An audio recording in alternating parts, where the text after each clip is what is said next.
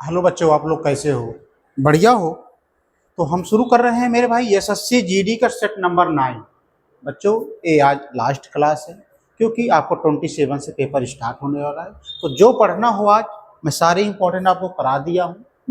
जो मैंने पिछला सब सेट कराया हूँ बच्चों, वो एग्जाम की दृष्टि से बहुत इंपॉर्टेंट क्वेश्चन है। आप उसको जाते जाते देख लीजिए तो आपका 20 में 20 भला हो जाएगा मैथ के लिए। तो ज़्यादा समय न लगाते हुए बच्चों, मैं आपको जो पढ़ाना था सब पढ़ा दिया हूँ, सारे इंपॉर्टेंट क्वेश्चन बता दिया हूँ, कहाँ कहाँ से क्वेश्चन पूछे जाएंगे। तो आप लोग 27 से जो परीक्षा स्टार्ट हो रही है, अपना बेस्ट परफॉर्मेंस दीजिए। तो देखो, पहला क्वेश्चन इसका क्या है मेरे भाई। इस तरह से सवाल देखने में सरल लग रहा है, लेकिन आप लोग इसमें समय लगा देते हो। इसमें क्या करते हो आप लोग? समय लगा देते हो। कैसे?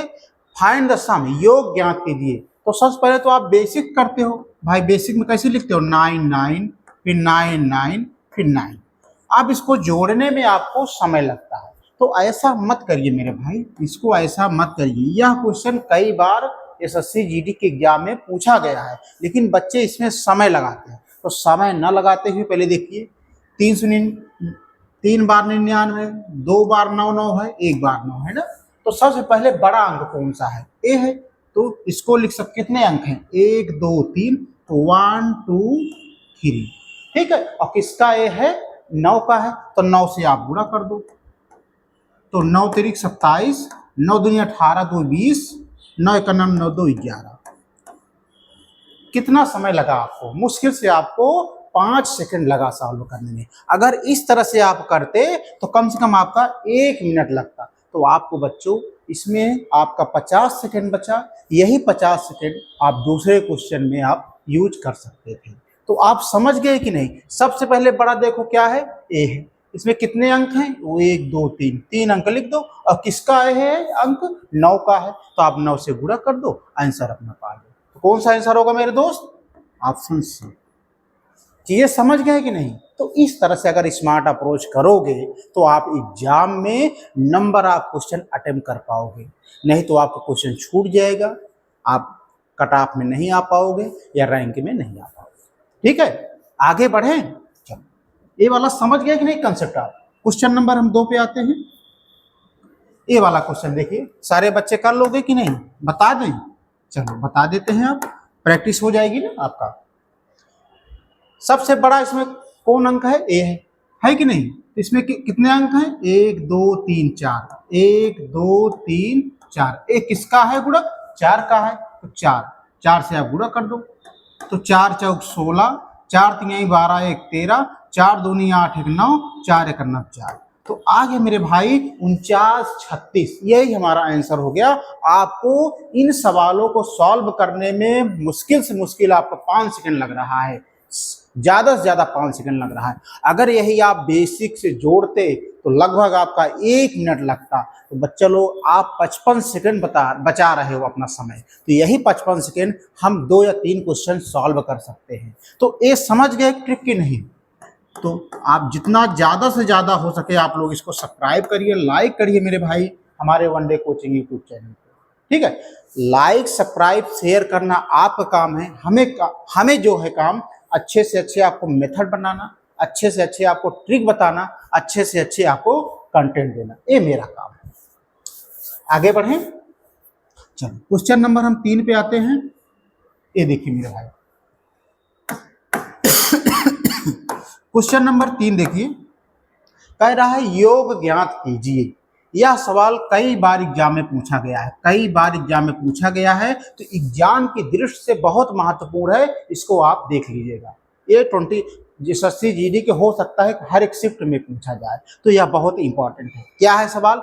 99 सही 1/7 प्लस 99 सही 2/7 प्लस 99 सही 3/7 प्लस 99 सही 4/7 प्लस 99 सही 5/7 प्लस 99 सही 6/7 बराबर क्वेश्चन मार्क। इनका योग ज्ञात करना है। तो बच्चा लोग, सबसे पहले ये देखो क्या है, यह पूर्णांक संख्या है। जैसे 99 सही 1/7 लिखा हुआ है ना, तो इसको क्या कहेंगे? इसको कहेंगे पूर्णांक। याद रखना, जो मैं बता रहा हूं इसको याद रखना, गांठ बांध लेना। इसको संख्या को क्या कहेंगे? पूर्णांक संख्या कहेंगे। ये संख्या क्या कहलाती है? भिन्न कहलाती है।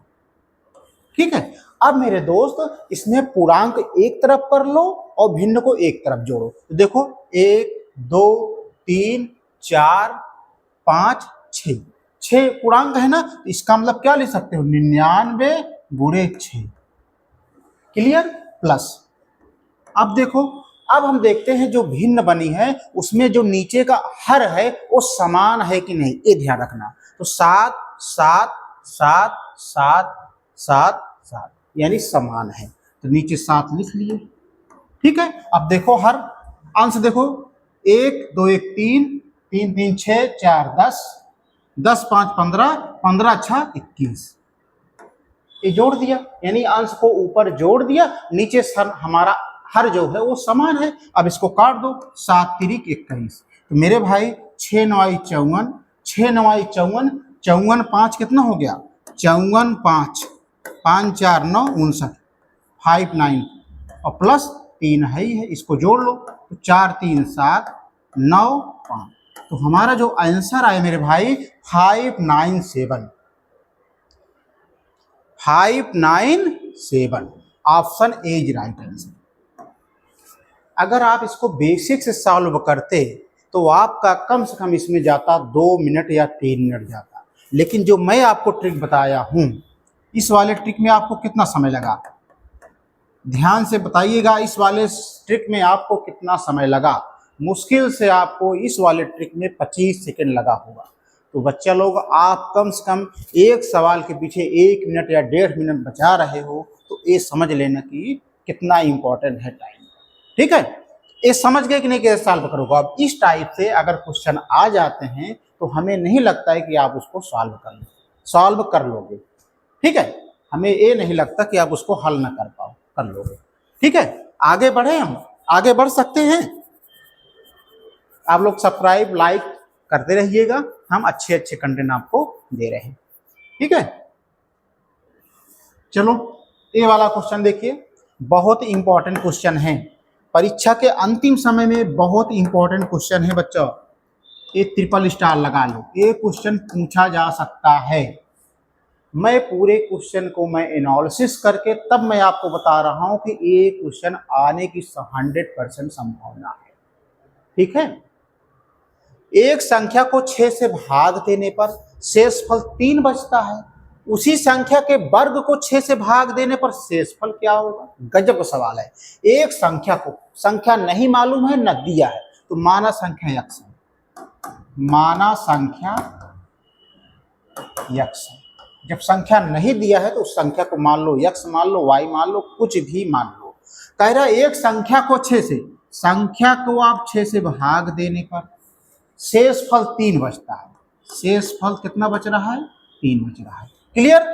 उसी संख्या के वर्ग को, यानी जो संख्या है इसके संख्या के वर्ग को, यानी संख्या का वर्ग मतलब x घात 2 लिख सकते हो। संख्या का वर्ग तो यही हुआ, संख्या के घात 2। इसको क्या लिख सकते हो? x गुणे x भी लिख सकते हो। ठीक है। उसी संख्या के वर्ग को 6 से भाग देने पर, 6 से भाग देने पर शेषफल क्या होगा, यह पूछ रहा है। शेषफल क्या होगा? तो मेरे भाई जब x को हम 6 से भाग दे रहे हैं, शेषफल कितना बच रहा है? 3। जब हम अलग अलग करोगे तो इसको क्या लिख सकते हो बताओ? x बटे 6 गुणे x बटे 6, यही भी लिख सकते हो। जब हम 6 को x से भाग दे रहे हैं, शेषफल कितना बच रहा है? 3 बच रहा है इसके अनुसार। ठीक है। अब जब हम 6 को x से भाग देंगे, शेषफल कितना बच रहा है? 3 बच रहा है। ठीक है। अब बीच में गुणा है, तो 3 गुणे 3, 3 त्रिका 9, और नीचे हमारा क्या है? 6 ही है। ठीक है। तो 9 में अब हम 6 से भाग देंगे तो 6 का 9, 6, 9 में 6 गए 3। हमें पूछ रहा है शेषफल क्या होगा, तो शेषफल क्या होगा? रिमाइंडर 3। यही हमारा आंसर होगा। Option D is right answer. किसी बच्चे को कोई समस्या नहीं होनी चाहिए। किसी बच्चे को कोई समस्या बताइए। अगर कोई समस्या होती है तो अभी भी समय है, आप लोग कमेंट करके जरूर बताइएगा। यह बहुत इंपॉर्टेंट क्वेश्चन है मेरे भाई, एसएससी जीडी में देख लीजिएगा, कहीं ना कहीं आपको मिलेगा किसी भी स्थिति में। ठीक है। आगे बढ़ सकते हैं हम। चलो यह भी बहुत इंपॉर्टेंट क्वेश्चन है, बहुत इंपॉर्टेंट क्वेश्चन ए भी है मेरे भाई, इसको भी आप ट्रिपल स्टार लगा सकते हो।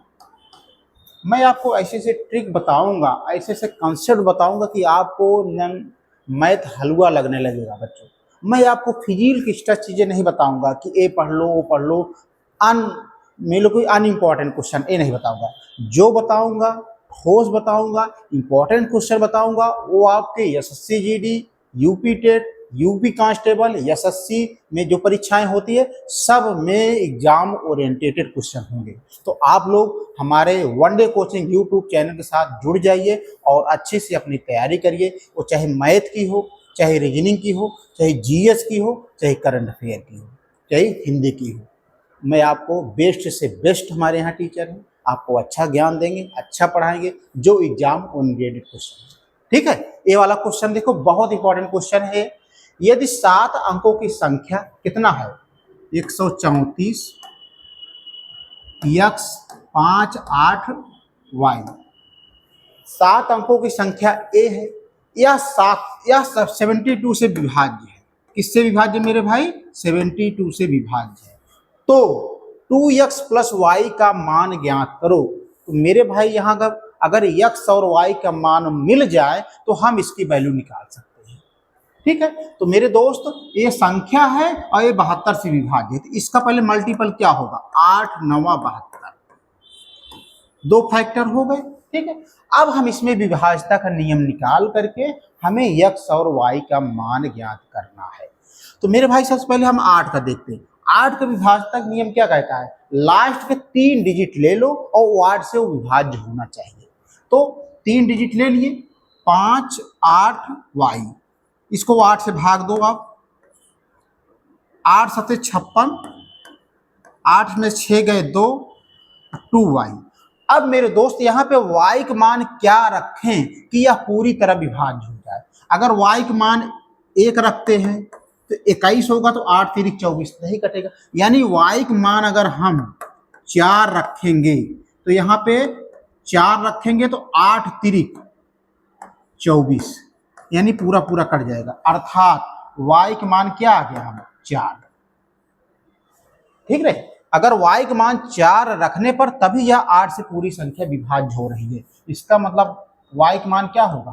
4 होगा। तो हमें y का मान मिल गया। ठीक है, अब हमें किसका मान ज्ञात करना है? x का मान। अब 9 वाला विभाज्यता निकालें। 9 के विभाज्यता का नियम क्या कहता है कि संख्याओं का योग करके 9 से अगर उसको भाग दें तो वह संख्या पूरी तरह विभाज्य होना चाहिए। अब हम इसके निकालते हैं। 5 4 9 कट जाएगा। ठीक है, 8 1 9 कट जाएगा, तो बचा क्या? 3 बचा, x बचा, और y की जगह क्या बचा? हम 4 बचा। ठीक है, अब जोड़ो, 4 3 7। अगर यहाँ पे हम क्या रख दें कि जो 9 से विभाज्य हो जाए, इस 7 में x जगह क्या जोड़ दें कि यह 9 से कट जाए। अगर हम x बराबर 2 रख दें तो 7 2 9 और 9 से भाग दे दो, 9 1 9, अर्थात x बराबर 2 रखने पर यह संख्या पूरी तरह 9 से विभाज्य हो जाएगी। इस तरह से मेरे भाई x का मान मिल गया 2, y का मान मिल गया 4। यह कैसे निकाले आपको पता चल गया होगा कि 8 और 9 के विभाज्यता के नियम से। ठीक है, अब हमें कह रहा है 2x प्लस y का मान ज्ञात कीजिए। तो मेरे दोस्त 2x प्लस y का मान क्या होगा? 2x का वैल्यू कितना निकाले हो? 2 रख दो। y का वैल्यू कितना निकालो मेरे भाई? 4 रख दो। सॉल्व करो, 2 दूना 4 प्लस 4 4 4 8, यही हमारा आंसर हो जाएगा। कौन सा कोई ऑप्शन सही है? Option B is right. किसी बच्चों को कोई समस्या, कोई दिक्कत? बहुत इंपॉर्टेंट क्वेश्चन है परीक्षा की दृष्टि से। 100% दावा करता हूं आपके एसएससी जीडी में क्वेश्चन पूछा जाएगा हर एक शिफ्ट में। ये समझ गए कि नहीं कैसे निकाला जाएगा? हमें इसमें x और y का मान निकाल करके वो मान और x y का मान रख करके हमें 2x प्लस y का मान पता चल जाएगा। आगे बढ़े, चलो क्वेश्चन नंबर हम आगे बढ़ते हैं। ए वाला क्वेश्चन देखिए, दिया है 3 की पावर 71 प्लस 3 की पावर 72 प्लस 3 की पावर 73 प्लस 3 की पावर 74 प्लस 3 की पावर 75 इज डिविजिबल बाई से विभाज्य है, यानी यह किससे विभाज्य है। तो सबसे पहले मेरे भाई संख्या लिख लो, 3 की पावर 71 प्लस 3 की पावर 72 प्लस 3 की पावर 73। बहुत ही इंपॉर्टेंट क्वेश्चन है, पढ़ा रहा हूं मैं आपको, ये समझ लीजिए। प्लस 3 की पावर 74 प्लस 3 की पावर 75। अब देखो इसमें बेस 3 सबका है कि नहीं। अगर हम यहाँ पे 371 बाहर ले लें तो यहाँ पे क्या बचेगा, 3 का घात 0 बचेगा कि नहीं, और प्लस यहाँ पे क्या बचेगा, 371 बाहर लिए तो यहाँ पे 1 घात बचेगी। इसी प्रकार यहाँ पे 2 घात बचेगी, इसी प्रकार यहाँ पे क्या बचेगा, 3 घात बचेगा, इसी प्रकार यहाँ पे 4 घात बचेगी। ये कैसे कर रहे हैं, समझ पा रहे हैं कि नहीं भाई। 371 बाहर लिए हैं तो जो बच रहा है वही लिख दे रहे हैं, ठीक है। 3 की पावर 71, 3 का घात 0, किसी संख्या की अगर घात 0 होती है तो उसका मान 1 होता है। क्या होता है, 1 होता है। 3 का पावर 1 का मतलब क्या होगा, 3 को एक बार गुणा करोगे 3 का नाम 3। 3 का पावर 2 का मतलब क्या होगा, 3 को 3 बार गुणा करोगे 3 3 का 9। इसी प्रकार 3 का 3 बार गुणा करोगे 3 3 का 9 3 27। 3 का 4 बार गुणा करोगे 3 3 का 9 3 27 3 81। इस तरह से मैंने तोड़ दिया, ठीक है।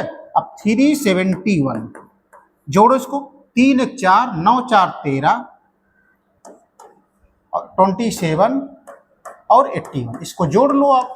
7 3 10 1 11, 2 2 4 8 2 10 1 11। तो मेरे भाई क्या आ गया, 111, यानी 371 गुणे 11, ये वैल्यू मिल गई। अब एक चीज बताओ, 111 एक किससे कटेगी, इस ऑप्शन में देख लेते हैं। 111 पहले इसको छोड़ दो, पहले 111 किससे कटेगी, 8 से कटेगा, 5 से कटेगा कि 11 से कटेगा कि 7 से कटेगा। तो बच्चा लोग यह 111 11 का मल्टीपल है। जब यह 11 का मल्टीपल है तो हमारा option C is right answer. क्यों, क्योंकि 111 11 से पूरी तरह कट जा रहा है, इसलिए हमें और गुणा या भाग करने की जरूरत नहीं है, हमारा यही ऑप्शन हो जाएगा। यानी यह संख्या 11 से विभाज्य होगी। आसान है कि नहीं। अगर आप इसको बेसिक से तोड़ तोड़ के लगाते तो आपका कम से कम इसमें 3 या 4 मिनट लगता, और इस तरह से आपको कितना मिनट लगा, मुश्किल से 40 सेकेंड लगा, मुश्किल से आपको 40 सेकेंड लगा। आगे बढ़े, क्वेश्चन नंबर हम 7 पे आते हैं।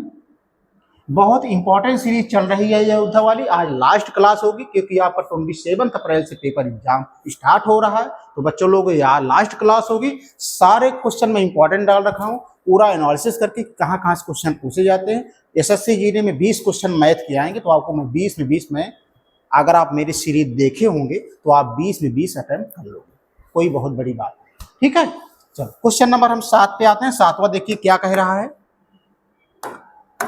7वां देखिए मेरे भाई क्या कह रहा है, बड़ी भिन्न ज्ञात कीजिए, सबसे बड़ी भिन्न ज्ञात कीजिए। भिन्न क्या दिया है, 3/4 दिया है, 2/3 दिया है, 4/7 दिया है, 5/3 दिया है। कैसे सॉल्व करोगे मेरे भाई, भिन्न कितना दिया है, 3/4, 2/3, 4/7, 5/3। जब इस तरह से भिन्न दिया हो, आपको सबसे बड़ी या सबसे छोटी ज्ञात करना हो तो क्या करोगे, ट्रिक देखो। आप क्या करोगे, 4 3 7 3 का लासा ले लोगे, 4 3 7 3 का लासा ले लोगे। 2 से काटो, 2 दूना 4, 3 7 3, फिर 2 से काटो, 2 1 2, 3 7 3, फिर 3 से काटो, कट गया, 7 से काटो। तो मेरे भाई लासा क्या होगा, 2 दूना 4 3 12 से 84, यानी एलसीएम आ गया मेरे भाई 84 आ गया। किसका किसका एलसीएम आया, 4 3 7 3 का। हमने लासा ले लिया 84। अब प्रत्येक संख्या भिन्न में 84 से गुणा कर दो। पहले इससे देखते हैं, 3/4 गुणे 84, काटो, 4 दूना 8, 4 एकम 4, 3 एकम 3, 3 दूनी 6, यानी 63 आ गया। दूसरा वाले देखते हैं, 2/3 गुणे 84, काटो, 3 दूना 6, 3 8 24, 2 8 16, 2 दूना 4 1 5, यानी 56 आ गया। अब तीसरा वाला देखते हैं मेरे भाई, 4/7 गुणे 84, काटो, 7 एकम 7, 7 दूनी 14, 12 चौक 48, 48 आ गया। अब देखो लास्ट वाली क्या है, 5/3 गुणे 84, काटो, 3 दूना 6, 3 8 24, 5 8 40, 5 दूनी 10, 4 14। तो मेरे भाई सब का वैल्यू आ गया क्या, 63 आ गया, 56 आ गया, 48 आ गया, 148 आ गया। तो कह रहा है मेरे भाई सबसे बड़ी भिन्न क्या होगी, तो सबसे बड़ी भिन्न का मान कितना दिया है, 140। तो हमारा आंसर क्या आ जाएगा, किसकी 140 मान है, 5/3 का। तो option D is right answer.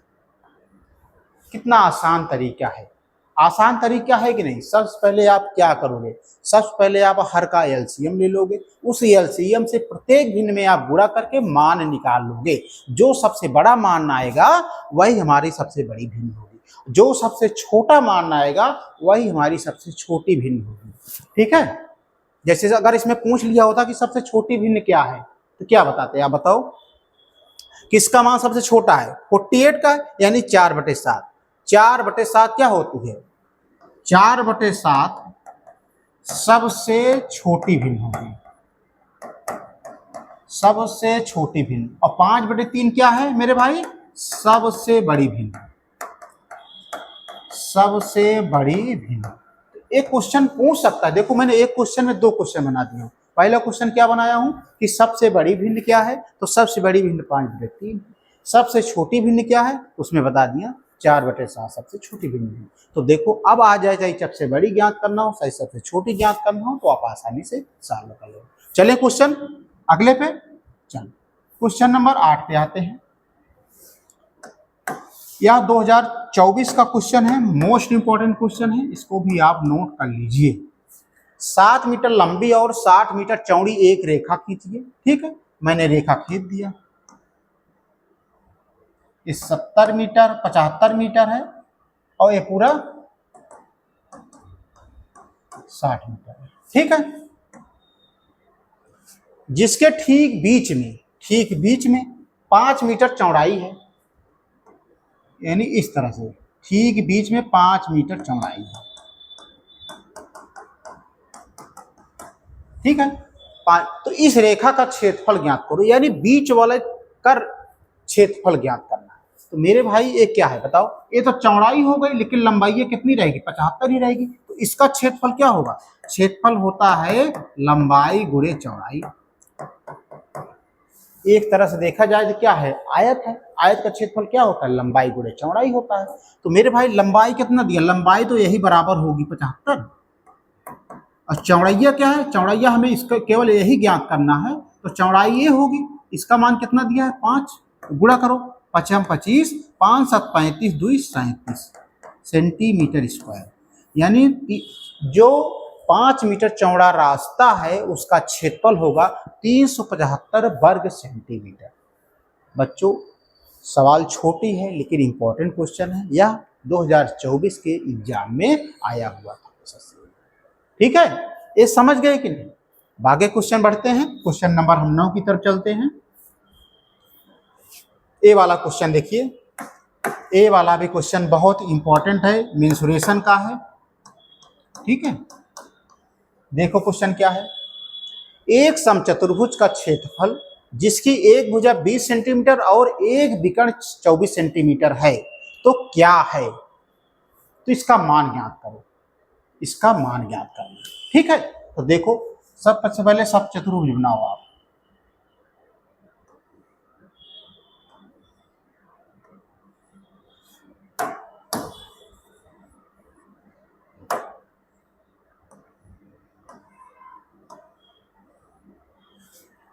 समचतुर्भुज की चारों भुजाएं बराबर होती है, ये याद रखना, समचतुर्भुज की चारों भुजा बराबर होती है। इसका मतलब क्या है, जैसे ए मान लो, बी मान लो, सी मान लो, डी मान लो। यह जब 20 है तो ए कितना होगा, ए भी 20 होगा। क्यों होगा, क्योंकि इसकी भुजा बराबर होती है चारों। ठीक है, और उसमें कह रहा है एक विकर्ण, तो विकर्ण मेरे भाई इसको बोलते हैं, यहां से यहां मिला दो कोना, यहां से यहां मिला, इसको मान लो ओ। तो ए विकर्ण दिया है टोटल 24 की, तो ए कितना हो जाएगा, ए 12 हो जाएगा, ए 12 हो जाएगा। यही तो, एक विकर्ण दिया है 24 सेंटीमीटर की, तो हाफ हाफ कितना हो जाएगा, ए 12 हो जाएगा, ए 12 हो जाएगा। ठीक है। तो अब देखो, जब एक विकर्ण मालूम है, ये 90 अंश का कोण बनाता है। कितने अंश का कोण बनाता है मेरे भाई? 90 अंश का। तो हमें इस विकर्ण का मान क्या होगा? तो एओ बराबर, जब 90 अंश बना रहा है तो वो समकोण त्रिभुज हो जाएगा। तो समकोण त्रिभुज मतलब कर्ण का वर्ग बराबर क्या होता है? लंब का वर्ग प्लस आधार का वर्ग, यही तो होता है। तो मेरे भाई एओ बराबर, ये पूरा क्या है? 20 सेंटीमीटर, यानी 20 का वर्ग माइनस एक भुजा कितना दिया है? 12 का वर्ग। ठीक है, तो 20 विषम में 400, 12 ब्रह्म में 144, घटाओ इसको, 10 में 4 गए 6, 9 में 4 गए 5, 3 में से गए 2, ये किसका है बताओ? 256 किसका वर्गमूल है?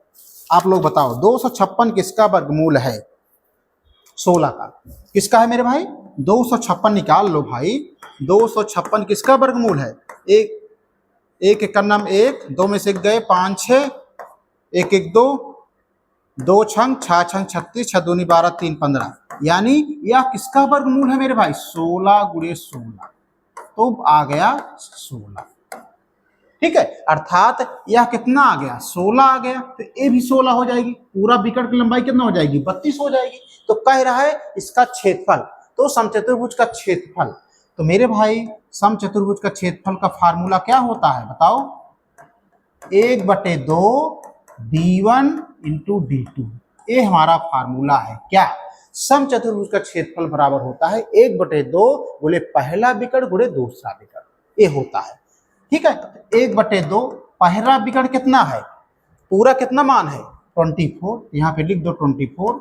दूसरा विकर्ण कितना है? जब ये 16 होगी तो ये भी 16 हो जाएगी, तो 16 16 32, काट दो, 2 1 का नम 2, 2 दूना 4, तो क्या बचा? 12 गुणे 32।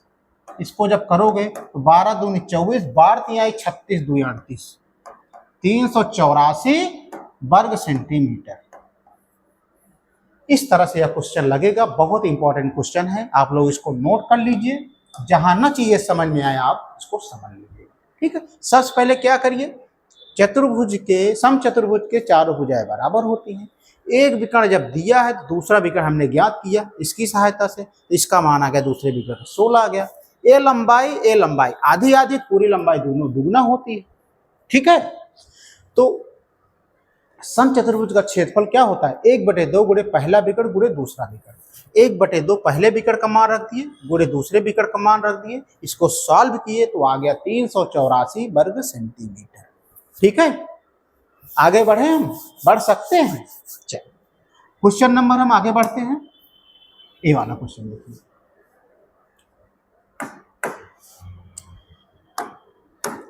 बहुत इंपॉर्टेंट क्वेश्चन है ये भी बहुत इंपॉर्टेंट क्वेश्चन है।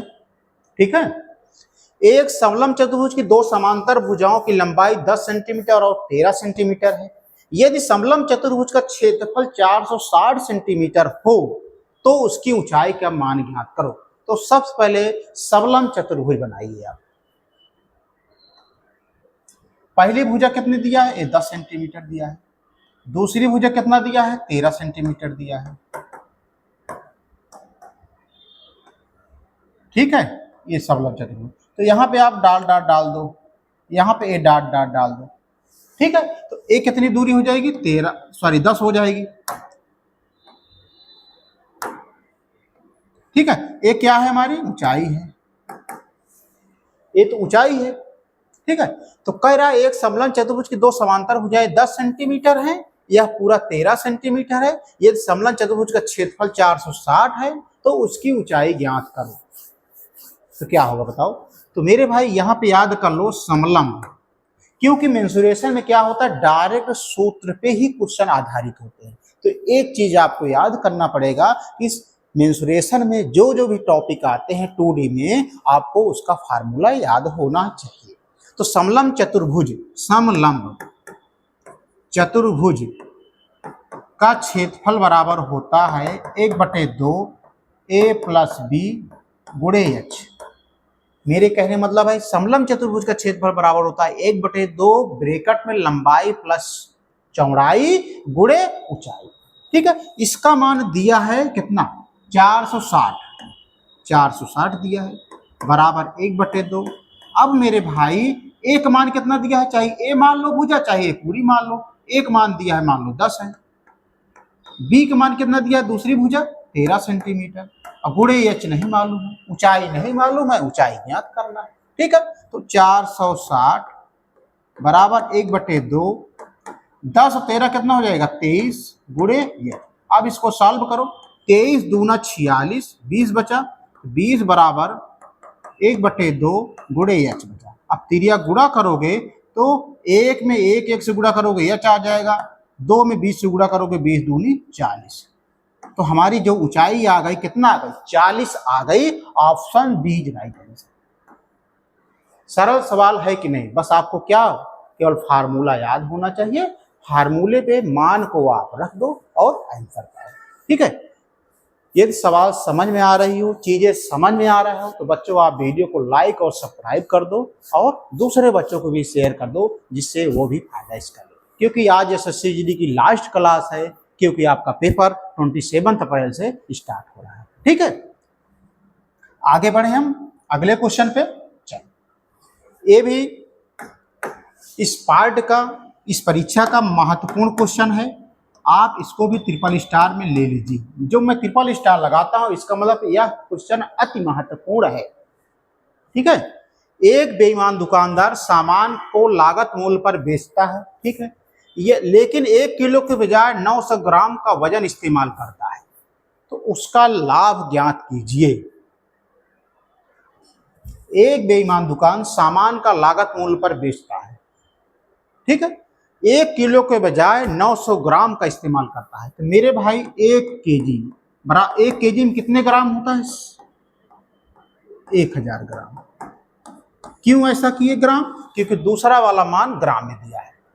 ठीक है, तो मेरे भाई 1 किलोग्राम 1000 ग्राम के बजाय कितना तौल रहा है, हो 900 ग्राम।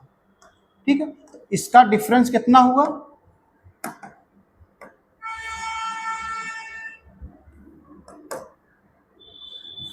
भाई 900 ग्राम के बजाय 1000 ग्राम के बजाय 900 ग्राम तौल रहा है, तो उसका लाभ कितना डिफरेंस हुआ, 100 हुआ।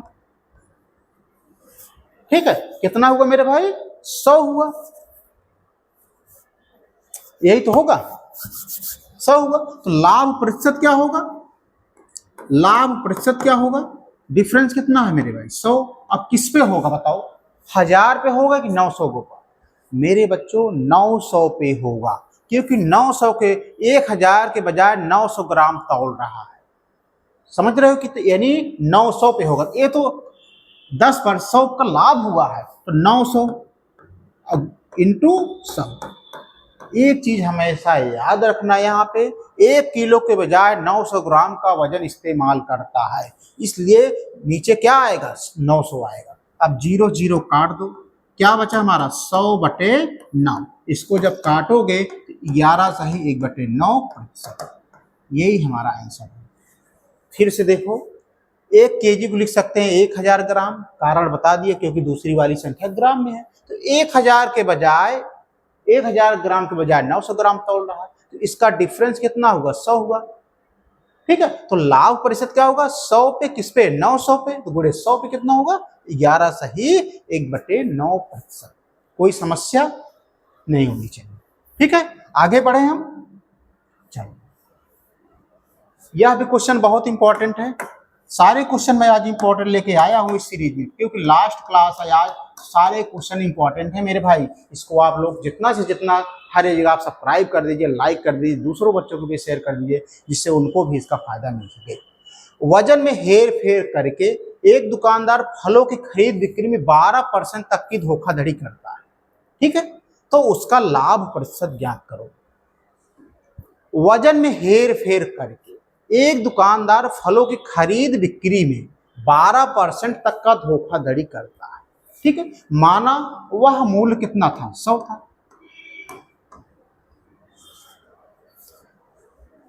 कितना था, 100 था। 12% तक धोखाधड़ी कर रहा था। धोखाधड़ी का मतलब क्या हुआ, खरीद बिक्री पे, यानी खरीदता भी है 12% और बिक्री भी करता है। यानी धोखा 12% तक करता है, तो 100 में मेरे भाई 12 घटा दोगे कितना आ जाएगा, 88। यानी खरीद पे वो 88% कर रहा है। ठीक है, बिक्री में 12% बढ़ा ले रहा होगा, तो 12% जोड़ोगे 100 में तो कितना हो जाएगा 112। 112। एक चीज याद रखना, हमेशा खरीद बिक्री में यानी खरीदने में और बेचने में 12% तक की धोखाधड़ी करता। इसका मतलब जब खरीदता होगा तो 12% की कमी कर देता होगा, ठीक है, जब बेचता होगा तो 12% बढ़ा दिया होगा। इसका अर्थ यही निकल के आ रहा है, ठीक है। तो 100 चीज रही होगी, कोई चीज 100 रही होगी, उसको 100 में खरीदने में 88% कर दे रहा है, बढ़ाने में लाभ कमाने के लिए 12% कर दे। तो मेरे भाई इसका डिफरेंस क्या होगा बताओ। 12 में 60 गए 4, इधर हो गया 10 में 60 गए 2 यानी 24। तो मेरे भाई लाभ प्रतिशत क्या होगा बताओ 24। किस पे होगा क्रय मूल्य पे, ये 88 पे। तो 100 पे कितना होगा, 100 पे कितना होगा करो, 4 दूनी 8, 4 दूनी 8, ठीक है, 4 छंग 24, 2 11 में 2 तिहाई, तो कितना आ गया मेरे भाई 300/11, ठीक है। काटो, 11 दूनी 22, 11 सते 77, ठीक है, 5 बता 11 चौक 44, कितना आ गया भाई 27.27%। यही हमारा आंसर आ जाएगा, option C is right answer. किसी बच्चे को कोई समस्या नहीं होनी चाहिए, बस ये डिपेंड करता है इस पे। अगर आप इसको समझ गए तो कोई दिक्कत नहीं। आगे बढ़े, क्वेश्चन नंबर हम आगे बढ़ते हैं। यह भी बहुत इंपॉर्टेंट क्वेश्चन है, बहुत इंपॉर्टेंट क्वेश्चन है मेरे भाई, देख लो। युद्ध से पहले सेनापतियों और सैनिकों का अनुपात दिया है 2:7 दिया है। युद्ध के दौरान 25 सेनापति और 100 सेनापति शहीद हो गए यानी मर गए। सेनापतियों और सेनापतियों का नया अनुपात, सेनापतियों और यहाँ सैनिकों, यहाँ पे क्या होना चाहिए मेरे भाई सैनिकों का नया अनुपात 3:10 हो गया। तो युद्ध के बाद सैनिकों की संख्या कितनी होगी। बच्चा लोग मैं इसको एक लाइन में क्वेश्चन बना रहा हूं। सबसे पहले देखो, सेनापति है और सैनिक है, इनका अनुपात दिया है 2:7, ये दिया है कि नहीं। अब हम इसको एक लाइन में बना रहे हैं। हम 2:7 को लिख सकते हैं 2x/7x, कोई दिक्कत, क्यों लिख सकते हैं देखो 2x/7x है ये, इसको करो, इसका अनुपात क्या लिख सकते हैं 2:7 लिख सकते हो कि नहीं, इसलिए मैंने किया। क्यों 2x/7x, 25 सेनापति घटा दो, मर गए मतलब चले गए यानी घट गया, इसमें 100 सैनिक शहीद हो गए, 100 घटा दो, तो यह नया अनुपात कितना हो जा रहा है 3:10। तो 3:10 को आप क्या लिख सकते हो मेरे भाई 3/10 लिख सकते हो कि नहीं, याद रखना 3:10 को लिख सकते हो 3/10। तो यहाँ पे हम क्या लिख दिए 3/10। अब इसका तिर्यक मल्टीप्लाई कर दो यानी तिर्यक गुणा कर दो, ठीक है। 10 में इसमें गुणा करोगे 10 दूनी 20x, 10 में 225 से गुणा करोगे 250 आ जाएगा, 3 से इसमें गुणा करोगे 3 सते 21x, 100 में 3 से गुणा करोगे मेरा भाई 300। अब x एक तरफ कर लो यानी 20x, 21x जब इधर आएगा तो माइनस हो जाएगा 21x बराबर -300 है ही है, -250 जब इधर पक्षांतर हो जाएगा 250 प्लस में हो जाएगा, ठीक है। 20x में 21x घट जाएगा तो -x आएगा, -300 प्लस 250, इस तरह पूर्ण संख्या बड़ी है, जो संख्या बड़ी होगी उसी का चिन्ह लिखा जाएगा, तो माइनस कितना हो जाएगा 300 में 250 घटाओगे मेरे भाई तो कितना आ जाएगा 50 आएगा, ठीक है। माइनस माइनस कैंसिल, तो x का मान आ गया 50। इस तरह से मेरे भाई x का मान कितना आ गया 50 आ गया। कह रहा है युद्ध के बाद सैनिकों की संख्या कितनी होगी, सैनिकों की संख्या। तो मेरे भाई आप देखो पहला वाला कितना है मान 2x, तो 2 × 50, 50 दूना 100, ठीक है। सैनिकों वाला कितना है मान, सैनिक वाला कितना है मेरे भाई 7 × 50, तो 7 × 5 = 35, 350, ठीक है। तो कह रहे युद्ध के बाद सैनिकों की संख्या कितनी होगी, तो सैनिकों की संख्या कितनी है मेरे भाई, 350।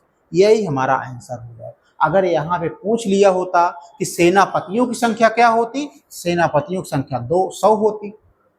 यहाँ पे पूछा है सैनिकों की संख्या, तो ये सैनिकों का अनुपात है 7, तो 7 350, यही हमारा आंसर हो जाए। है सरल सवाल कि नहीं? तो बच्चों लोग, आज का यशस्वी जीडी का जो मैं सेट चला रहा था योद्धा सीरीज, वो समाप्त होती है, क्योंकि आपका 27 से पेपर है। तो आप लोग इस सीरीज को पढ़ करके 20 में 20 क्वेश्चन 20 में 20 सॉल्व करने की अपेक्षा करिए, क्योंकि मैं सारे पूरा एनालिसिस करके मैं आपको क्वेश्चन बता दिया हूँ कि कहाँ कहाँ से क्वेश्चन आएंगे, कैसे कैसे क्वेश्चन पूछे जाते हैं। तो हमारी तरफ से बेस्ट ऑफ लक, आप अच्छा से परफॉर्मेंस कीजिए, आप इसी में सिलेक्शन हो जाइए। आप आगे समय मत बढ़ाइए कि मैं 2027 में तैयारी करूंगा, ऐसा कुछ नहीं। आप लोग इसमें जी जान लगा दीजिए, जिससे आपका सिलेक्शन हो जाए। जितना हो सका मैं आपको इंपॉर्टेंट क्वेश्चन बता दिया हूँ, 10 साल का पीवाई को एनालिसिस करके आपको बता दिया हूँ कि यहाँ यहाँ से क्वेश्चन आएगा। तो आपको दोबारा बेस्ट ऑफ लक, आप अच्छा से परफॉर्मेंस कीजिए, ठीक है।